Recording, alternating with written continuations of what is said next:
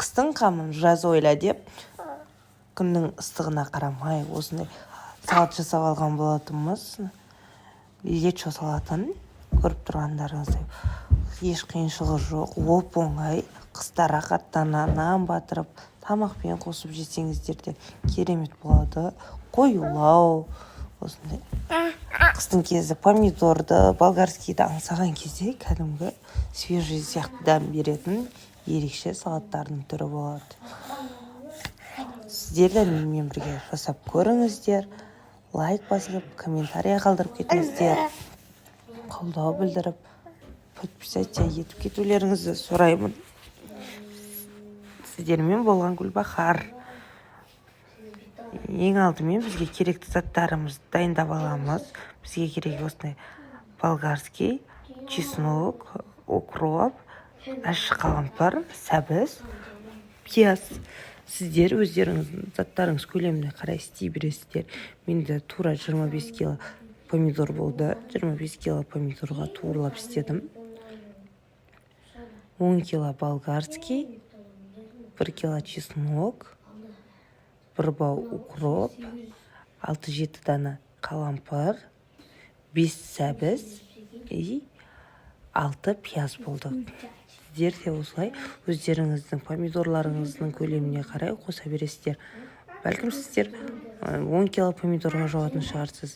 Жоба азайтып, көбейтіп өздеріңіз еріктеріңізде жасай бересіздер. Ең алдымен барлығын дайындап аламыз. Чесногымызды осылай шығарамыз. Мен чесноктан алдым помидорларымыз бәрін мясорубкадан шығарып дайындап алған болатынмын. Алдағы уақытта көрсетемін.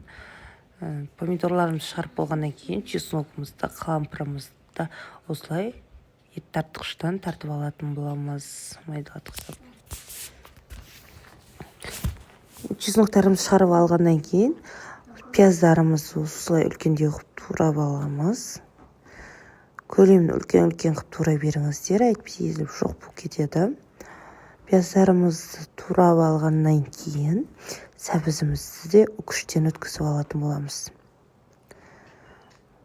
Осылай мен заттардың бәрін дайындап алдым. Алдын ала бірінен кейін бірін салып қуырып істегенге оңай болсын деп. Ешқандай ошаққа істеу қажет емес. Кәдімгі газде қайнатып, қайнатып істей бересіздер. Мен өзім газге қайнатып пісіріп алатын болам. Осылай үкіштен өткізіп аламыз. Содан кейін шығарып алған помидорымыз үстіне бірінен кейін бірін қосып кете береміз. Бәрін дайындап алғаннан кейін ең алдымен айтқандай пиязымызды бір кесе сұйық майға ең алдымен пиязымызды қуырамыз. Сәл қызғыштау болғаннан кейін оның үстіне сәбізімізді салып, пияз бен сәбізімізді жақсылап қуырып алатын боламыз. Қуырып алғаннан кейін ет тартқыштан өткен помидорымыздың үстінен бәрін салатын боламыз. Бірінен кейін бірін. Қуырып алған пияз бен сәбізімізді, одан кейін чесногымызды көріп тұрғандарыңыздай дайын. Помидорды осылай бөліп алып, балдарымның өзі артып күштен өткізіп тастады. Ет тартқыштан дегенім. Осылай қазанымыз қыздырып алғаннан кейін оның үстіне бір кесе сұйық майымызды құйып, сұйық майымыздың үсті қыздырып алғаннан кейін оның үстіне пиязымызды саламыз. Пиязымызды әбден қуырамыз 20 минуттай. Газде болғаннан кейін анау айтқандай күйіп кетпеді, баяу от болып кәдімгі. Сол пиязымыз қуырып алғаннан кейін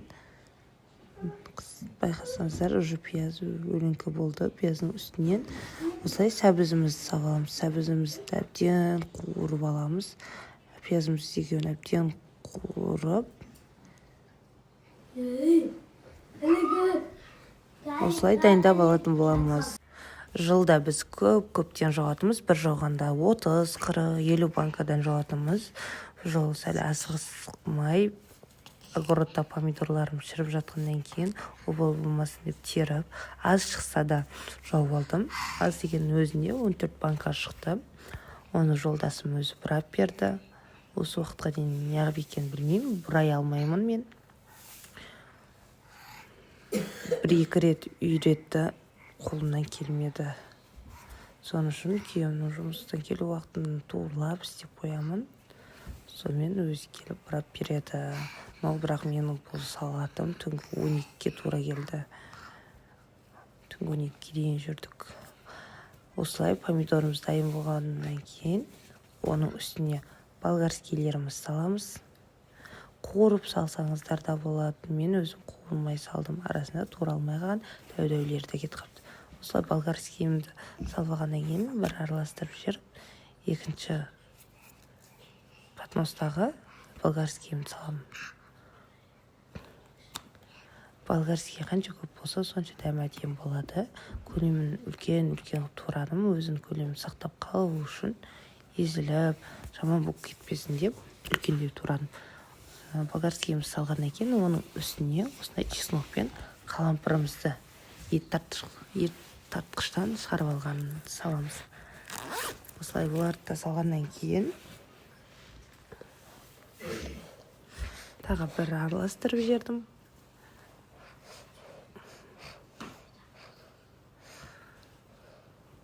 Көріп тұрғандарыңыздай әдемі болып тұр.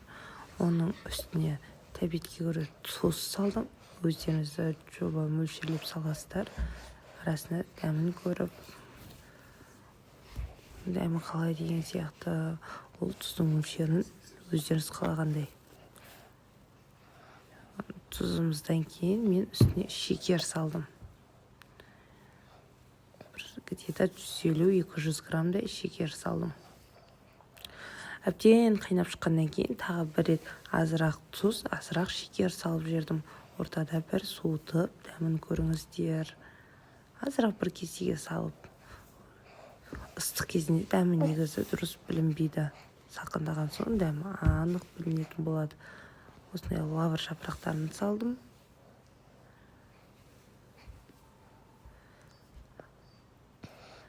Сіздер де жасап көріңіздер. Құдай қаласа қыста рахатын көресіздер. Осылай бір араластырып алып, газдың үстіне қоятын боламыз кейін. Жеңілде қуырылған сәбізіміз бен пиязымызды саламыз. Менде неге шамалы сәбіздерім аздау болып қалды пиязбен. Осылай керек заттардың бәрін қосып алдым.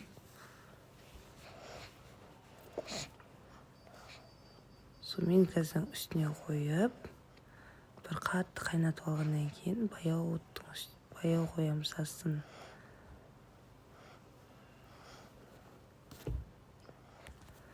Осылайша салаттарымыз дайын болады. 30-40 минутта қайнатып аламыз. Менде тағы артылған осындай сок бар еді, оны да үстіне қосып жіберетін боламын. 30-40 минуттай газдың үстінде әбден қайнататын боламыз. Қайнап отқан кезде банкаларымызды қайнаған суға стерилизация етіп, қапақтарын бір қайнаған суға салып алатын боламыз. Әркім арқылай істейді, біреулер қайнатады. Қайнатсаңыздар да болады, болмаса стерилизация етсеңіздер де болады. Міне мен уже газге қойдым. Асты қосылып тұр, уже жайлап қайнап бастады. Көпшіктері бөлініп. Бір қайнатып алғаннан кейін астын шамалы баяу отқа қоятын боласыздар. Кейін банкаларға құйып жауып тастай бересіздер. Аса қиыншылығы жоқ. Оңай жеңіл салат түрі. Бір қайнап шыққаннан кейін мен оның бетіне укроп салып, тағы қайнататын боламыз. Қалған менің банка жауып отқан процесс олар түспей қалды. Өйткені жұртым кеш болып кетті. Балдарым жылап, мазастанып кетті. Сонымен асығыс жауып тастадым. Салатым сүрі деген енді айта алмаймын, дәмі деген әдемі болды. Сіздер де жасап көріңіздер. Сіздерге ұнары сөзсіз.